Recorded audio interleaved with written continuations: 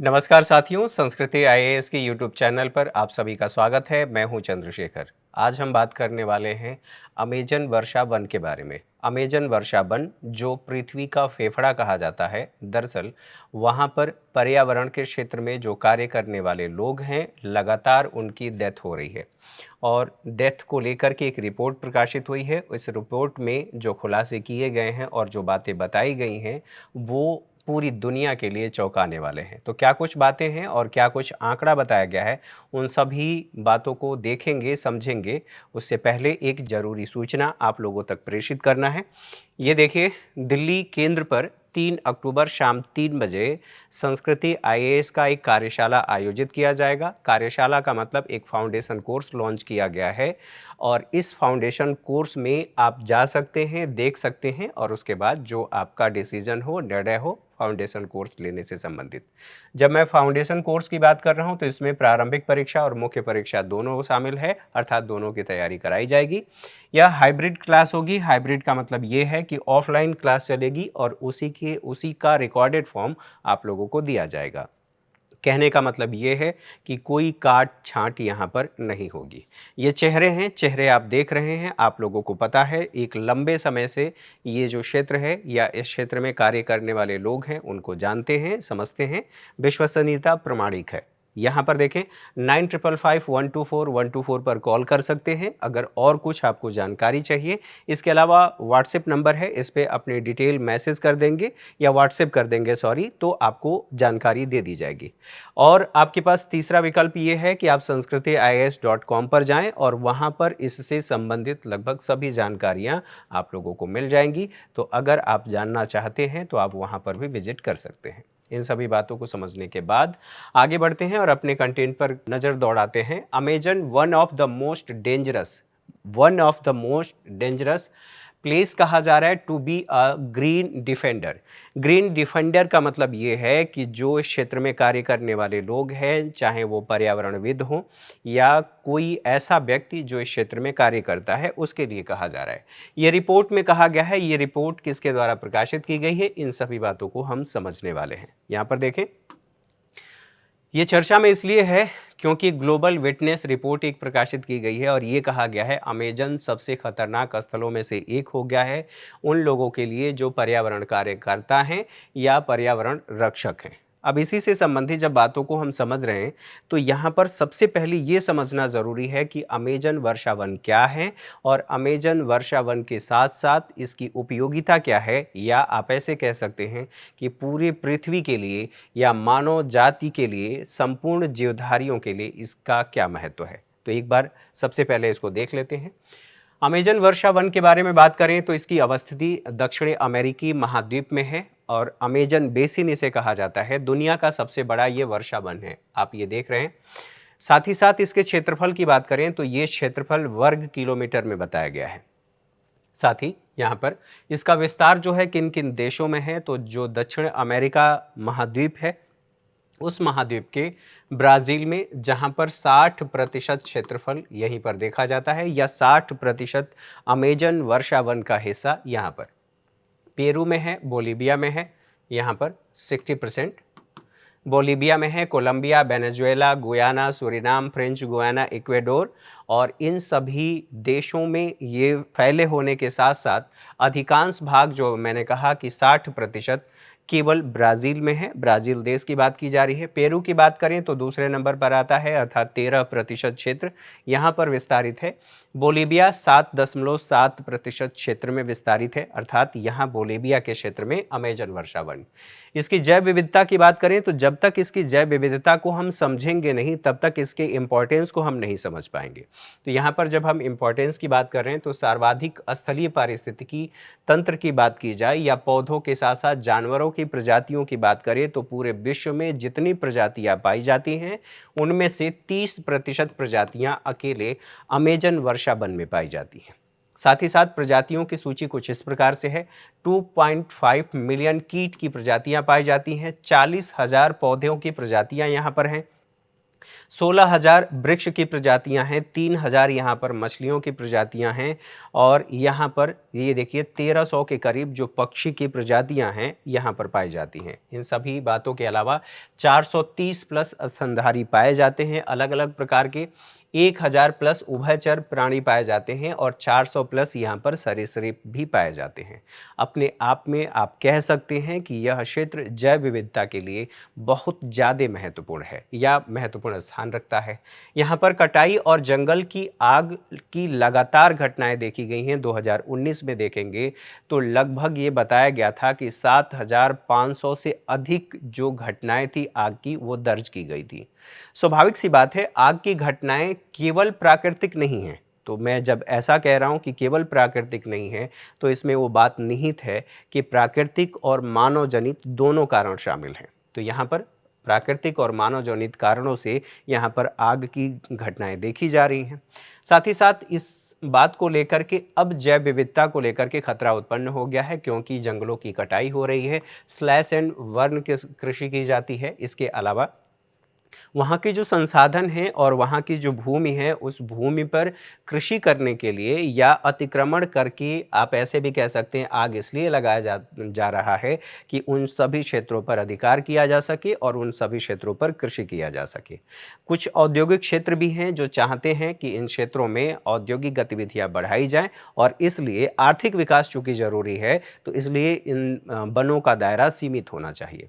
जायरे Bolsonaro को लेकर के उस समय लगातार प्रतिक्रिया वैश्विक स्तर पर देखी गई, क्योंकि वहाँ इस तरह की घटनाएं बढ़ने लगी और वहाँ की जो नीति थी, अर्थात मैं ब्राज़ील की बात कर रहा हूँ, ब्राज़ील की नीति में भी बदलाव कर दिया गया था इन जंगलों के प्रोटेक्शन को लेकर के। और इस बात को लेकर के विश्व के कई देशों ने, यहाँ तक कि G7 के देशों ने ब्राज़ील को धमकी भी दिया था, जायरे बोल्सोनारो को धमकी भी दिया था कि अगर आपने इसकी सुरक्षा के क्षेत्र में सही कदम नहीं उठाया तो हम आपको जो यूरोपीय यूनियन के साथ व्यापार होता है उस व्यापार से बाहर निकाल सकते हैं, प्रतिबंध लगा सकते हैं। स्वाभाविक सी बात है कि अगर G7 के देश इस तरह की प्रतिक्रिया दे रहे हैं तो जो अमेजन वर्षा वन है उनका इम्पोर्टेंस मानव जीवन के लिए, समस्त जीवधारियों के लिए बहुत ज़्यादा है। ये बात हम देख रहे हैं, आप ये आग की घटनाएं देख ही रहे हैं। साथ ही साथ पहले की अपेक्षा ये भी कहा गया है कि बहुत ज़्यादा आग की घटनाएं बढ़ गई हैं। वो मानव निर्मित घटनाएं हैं, इसलिए चिंता इसको लेकर के लगातार उठाया जाता रहा है। विस्तार की बात करें तो यहाँ जो अमेजन बेसिन है, अब बात की जा रही है अमेजन बेसिन, जो अमेजन नदी है उसकी बात कर लें। 6 मिलियन वर्ग किलोमीटर में ये फैला हुआ है। पश्चिम में एंडीज पर्वत से, दक्षिण में ब्राजीलियन केंद्रीय पठार से, पूर्व में अटलांटिक महासागर, यहाँ पर देख रहे हैं अटलांटिक महासागर यहाँ से घिरा हुआ है। इधर की बात करें, यहाँ पर आप देखेंगे जो ग्याना हाईलैंड है यहाँ पर दिखाई देगा उत्तरी हिस्से में, और इधर की तरफ बात करेंगे अर्थात यहाँ पश्चिम में तो एंडीज इस क्षेत्र से ये घिरा हुआ है। अर्थात ये जो पूरा क्षेत्र आपको दिखाई दे रहा है इसे हम कह रहे हैं कि यह अमेजन पूरा क्षेत्र है, अमेजन वर्षा वन का। साथ ही साथ ब्राज़ील के कुल भूभाग का, जैसा कि हमने कहा, 40% क्षेत्र पर यह स्थिति देखने को मिल रही है। मीठे पानी के प्रवाह की बात करें तो विश्व में लगभग 2% बताया जाता है कि पीने योग्य पानी है, अर्थात मीठा पानी है। इसमें से 20% हिस्सा जो महासागरों में इसके द्वारा ले जाया जाता है, ये इस आंकड़े में बताया गया है। साथ ही साथ यहाँ पर बात किया जाए अमेजन वर्षा वन का महत्व क्या है, तो यहाँ समृद्ध जैव विविधता है। हम लोगों ने ये भी बात कर लिया कि कितने प्रकार की, कितनी प्रजातियां यहाँ पर पाई जाती हैं। स्वाभाविक सी बात है वो डेटा हमारे लिए काम का है, क्योंकि उसी के माध्यम से हम इसके इम्पोर्टेंस को बता सकते हैं। तो डेटा आप लोगों ने देख लिया। यहाँ पर पौधों और जानवरों की बताई जा रही हैं कि लगभग 30% प्रजातियाँ पाई जाती हैं। वर्षा यहाँ पर जो होता है 50 से लेकर के 75% पौधों के द्वारा जो वाष्पोत्सर्जन की क्रियाएं होती हैं, उन क्रियाओं से 50 से लेकर के 75% तक की वर्षा होती है। सवाल ये है कि वाष्पोत्सर्जन क्या होता है। तो जो पौधे ज़मीन से या अपने रंध्रों के माध्यम, आप कह सकते हैं जड़ों के माध्यम से जो जल लेते हैं, लेने के बाद जो उनके रंध्र होते हैं, अर्थात एक्स्ट्रा जो पानी होता है, उस पानी को वाष्पोत्सर्जन के माध्यम से बाहर निकाल देते हैं। और यही वाष्पोत्सर्जन धीरे धीरे आप वायु में देखते हैं, वायु में जाने के बाद अर्थात गर्म होने के बाद धीरे धीरे ये ऊपर जाता है। ऊपर जाने के बाद ड्यू पॉइंट पर जाता है, और ड्यू पॉइंट के बाद जब उपयुक्त परिस्थितियाँ बनती हैं तो तो वर्षा जल के रूप में ये पृथ्वी पर नीचे आता है। तो ये सबसे महत्वपूर्ण बात है। अगली बात यह है कि कार्बन भंडारण क्षमता, तो 390 पेड़ों द्वारा कार्बन का अवशोषण, यहाँ पर कहा जा रहा है 390 जो पेड़ों की प्रजातियां हैं वहाँ पर ये जो कार्बन है, ये कार्बन का अवशोषण, जो अलग अलग गतिविधियों के माध्यम से हम कार्बन का उत्सर्जन करते हैं, तो ये पेड़, ये पौधे कार्बन का अवशोषण करते हैं, अवशोषण करके स्टोर करते हैं। स्टोर करने का मतलब यहाँ पर स्टोर है। साथ ही 86 बिलियन जो कार्बन है ये यहाँ पर स्टोर है, ये आंकड़े बताए जा रहे हैं। साथ ही साथ उष्णकटिबंधीय जंगलों की बात करें तो 1/3 हिस्सा यहाँ पर मौजूद है। जो पूरे विश्व में उष्णकटिबंधीय जल है उनका 1/3 हिस्सा, तो ये अपने आप में महत्वपूर्ण है। इसके अलावा जलवायु नियंत्रण की बात करूं तो स्थानीय और वैश्विक जलवायु को ये नियंत्रित करते हैं, अर्थात केवल उस क्षेत्र की जलवायु को नहीं बल्कि वैश्विक जलवायु को भी ये नियंत्रित करने का काम करते हैं। जल विज्ञान चक्र की बात करें तो तापमान को भी नियंत्रित करते हैं और जो आर्द्रता है पृथ्वी पर उसको भी ये नियंत्रित करने का काम करते हैं या विनियमित करते हैं। कैसे ये होता है? जैसे ये सन है, सूर्य आप कह लीजिए, ये हमारा सरफेस है, यहाँ पर पानी की सतह भी है और यहाँ पर पेड़ पौधे भी हैं, तो यहाँ से वाष्पोत्सर्जन होता है। आप ये ऐसे कह सकते हैं, सबको मिला करके वेपराइजेशन की क्रिया होती है। जब सूर्य का प्रकाश पड़ता है तो जलीय सतह यहाँ पर ये जो पानी है ये गर्म होकर के ऊपर जाता है, टेम्परेचर यहाँ पर मेंटेन हो जाता है, क्योंकि जैसे ही ये सतह गर्म हुई, गर्म होकर के ये वेपराइज्ड हो गई, अर्थात जल वाष्प बन करके उड़ गई, तो यहाँ पर टेम्परेचर मेंटेन हो गया।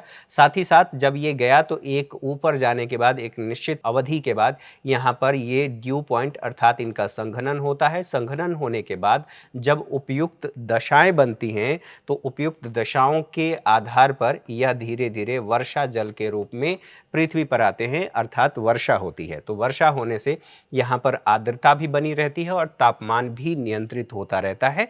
तो इन क्षेत्रों का अर्थात वर्षा वन का अपने आप में व्यापक महत्व है। औषधि ज्ञान की बात करें तो अभी तक जो प्राप्त जानकारी है, चिकित्सा के लिए यहाँ पर 1/4 क्षेत्र या 1/4 पौधे या औषधीय गुण वाले जो पौधे हैं वो यहाँ पर मौजूद हैं। 70% ऐसे पौधे यहाँ पर देखा गया है जो कैंसर की जो कोशिकाएं हैं उनके खिलाफ ये प्रभावी रूप से प्रयोग किए जा सकते हैं या इनका इस्तेमाल किया जा सकता है। कहने का मतलब ये है कि ये पौधे कैंसर को रोकने में सहायक हैं।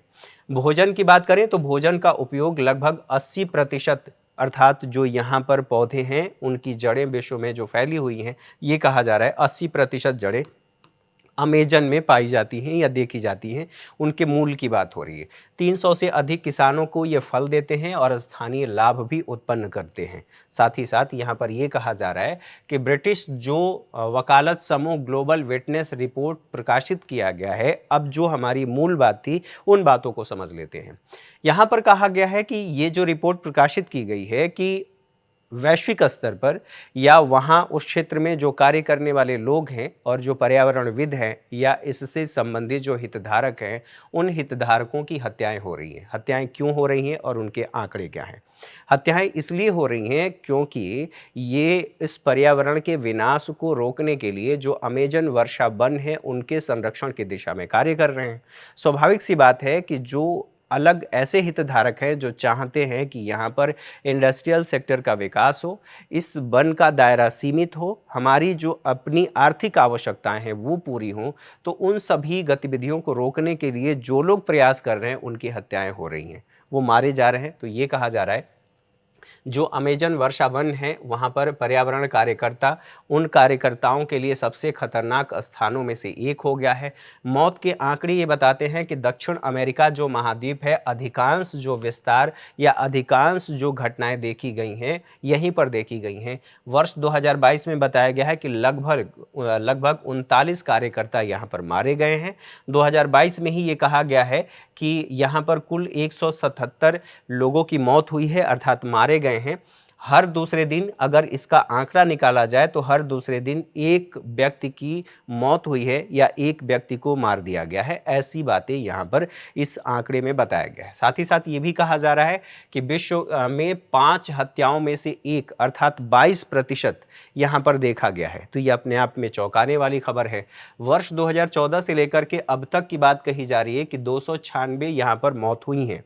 साथ ही वर्ष 2022 में 88% जो हमले हुए हैं जो इस क्षेत्र में कार्य करने वाले लोग हैं उन पर लैटिन अमेरिका में हुआ है। दूसरा स्थान मेसो अमेरिका में है। सबसे हाई प्रोफाइल जो हत्याएं हुई हैं उन हत्याओं में पत्रकार डोम फिलिप्स हैं, ब्रिटिश दैनिक द गार्जियन के जो पत्रकार हैं, इन सब की हत्याएं हुई हैं। तो ये अपने आप में चौंकाने वाली खबर है, क्योंकि ये सभी अमेजन वर्षा वन को बचाने के क्षेत्र में कार्य कर रहे थे, उसके लिए लड़ रहे थे या उसके विनाश के लिए आवाज उठा रहे थे। पर्यावरण रक्षकों की मौत का दस्तावेजीकरण, अर्थात वर्ष 2012 में जो ग्लोबल विटनेस है इसने दस्तावेजीकरण शुरू किया कि कितने लोगों की यहाँ पर मौत हुई है और मौत किन कारणों से हुई है, वो व्यक्ति कौन थे, अर्थात पर्यावरण के क्षेत्र में कार्य कर रहे थे या इस दिशा में कार्य करने वाले किसी एनजीओ से रिलेटेड थे। तो यहाँ पर अनुमान ये लगाया गया कि 2012 से लेकर के 22 के मध्य 1910 रक्षक मारे गए हैं। अकेले कोलंबिया की बात करें तो 382 लोग कोलंबिया में मारे गए हैं। तो ये आंकड़े चौंकाने वाले हैं। अमेजन वर्षा वन को अब इससे संबंधित जो होने वाले खतरे हैं उन खतरों को देख लेते हैं। दरअसल ये जो आंकड़े हैं, आंकड़ों को लेकर के और जो यहाँ पर खतरे हैं उन खतरों को लेकर के बताया जा रहा है कि इन दोनों के मध्य कोई ना कोई कनेक्शन है। कनेक्शन स्वाभाविक सी बात है। तो यहाँ पर देखिए, वनों की कटाई, ट्रांस अमेजोनिया जो राजमार्ग है इसके लिए कटाई किया गया है और इसके आधार पर ये बताया गया है कि ये जो राजमार्ग निर्मित किया जा रहा है इसकी वजह से अमेजन का 20% क्षेत्र सिकुड़ गया है। अगर हम ये कहें कि 100% जो अमेजन वर्षा वन था इसका 20% हिस्सा केवल इस राजमार्ग के निर्माण के लिए सीमित कर दिया गया है। ये आप देख सकते हैं कि यहाँ से लेकर के ये क्षेत्र ऐसे जा रहा है। आप ये देख रहे हैं कि यहाँ पर ये निर्माण कार्य हो रहा है अमेजन वर्षा वन के क्षेत्र में। साथ ही वैश्विक तापमान में लगातार वृद्धि हो रही है और लगातार वृद्धि को ये नियंत्रित करने का काम करता है। स्वाभाविक सी बात है कि यहाँ पर अमेजन वर्षा वन के सामने खतरा है। एक तो यह भी, और इसके अलावा अन्य जो इंक्रोचमेंट की घटनाएं हो रही हैं उन सभी घटनाओं को ध्यान में रखते हुए वैश्विक तापमान में वृद्धि जैसे जलवायु परिवर्तन के कारण भी यहाँ पर प्रभाव हो रहा है, क्योंकि बहुत सी जो पौधों की प्रजातियाँ और जो जीव जंतुओं की प्रजातियाँ हैं वो धीरे धीरे विलुप्त हो रही हैं, या यूँ कह सकते हैं कि जो वैश्विक तापमान में वृद्धि हुई है उसकी वजह से वो विलुप्ति की कगार पर आ गए हैं। यहाँ पर वैश्विक 100 वर्षों में ये कहा गया है कि रिपोर्ट में बताया गया है कि वैश्विक स्तर पर जिस तरह से तापमान बढ़ रहा है उस तापमान की वजह से अगले 100 वर्षों में ये जो अमेजन वर्षा वन है इसका हो सकता है कि विनाश हो जाए, ऐसी संभावना जताई जा रही है। इन बातों को समझने के साथ साथ यहाँ पर बात करना यह भी ज़रूरी है कि जंगल की आग की घटनाएं इसमें लगातार वृद्धि देखी गई हैं, और वृद्धि अर्थात कुछ लोग ऐसे हैं जो जानबूझकर के जंगल में आग लगा देते हैं और जैसे ही जल करके वहाँ की वनस्पतियाँ या पेड़ पौधे या प्रजातियाँ खत्म हो जाती हैं उस क्षेत्र पर अपना अधिकार कर लेते हैं। तो 2019 में 20 दिनों से अधिक समय तक वहाँ पर आग की घटनाएँ देखी गई। साथ ही 2023 में इतने आग की घटनाएं देखी गई हैं, 72,823 आग की घटनाएं हुई हैं। साथ ही साथ सूखे की बात करें तो 2005 से लेकर के 10 के बीच यहाँ पर भयंकर सूखा पड़ा और सूखे की वजह से भी जो वर्षा वन है उनमें समस्याएं देखी गई, अर्थात धीरे धीरे प्रजातियाँ खत्म हो रही हैं। इसके अलावा मानव जनित जो खतरे हैं जैसे जैव विविधता की चोरी, यहाँ से घर में पालने के लिए या जो वहाँ पर प्रजातियाँ हैं उनको ले जाया जाता है, धीरे धीरे उनकी तस्करी बढ़ने लगती है और तस्करी बढ़ने की वजह से वो प्रजातियाँ मानव के संपर्क में आने की वजह से ख़त्म भी होने लगती हैं। वाणिज्यिक मछली यहाँ पर मत्स्यन किया जा रहा है, जिसकी वजह से जो मछलियों की प्रजातियाँ हैं और जाल का इस्तेमाल किया जा रहा है, जिससे जिन मछलियों को नहीं पकड़ा जाना है वो भी मछलियाँ उस जाल के प्रभाव में आ जाती हैं और फिर जो मछुआरे हैं उन मछलियों को या तो फेंक देते हैं या तो वो मछलियाँ जिंदा बचती हैं या मर जाती हैं। अधिकांश उसमें से मछलियाँ मर जाती हैं। तो वाणिज्यिक जो मत्स्यन हो रहा है वो भी समस्या है। पशुपालन की बात करें तो हर सेकेंड 1.5 एकड़ जमीन नष्ट हो रहा है, क्योंकि चारागाह के लिए क्षेत्र का इस्तेमाल किया जाता है। तो ये समस्याएं हमारे सामने हैं। साथ ही यहाँ पर कहा जा रहा है कि खनन और निष्कर्षण, तो जो खनन कार्य किया जा रहा है अन्य जो अयस्क हैं उनका खनन, और ख़ास करके सोने के खनन के लिए 10% क्षेत्र जो अमेजन वर्षा वन है उस 10% क्षेत्र के विध्वंस के लिए जिम्मेदार सोने का खनन है, ऐसा बताया गया है। बांध बनाना, अवैध बांध बनाया जा रहा है जिसकी वजह से, अर्थात बांध बना करके बिजली का उत्पादन करना, इसकी वजह से उसकी विविधता नष्ट हो रही है। अवैध शिकार भी किया जा रहा है जिससे प्रजातियां जो वहाँ पर पाई जा रही हैं, प्रजातीय जो विविधता है वो धीरे धीरे विलुप्त हो रही हैं। यहाँ पर कहा गया है जो कछुए की प्रजातियां हैं जैसे पैचे और अमेजन मानेट्री, धीरे धीरे ये विलुप्त हो रही हैं और ये प्रजातियां विलुप्त भी हो गई हैं, यह भी बताया गया है। इसके अलावा दुनिया भर में बड़े पैमाने पर उठाए गए कदम क्या हैं, तो उन कदमों को देख लेते हैं।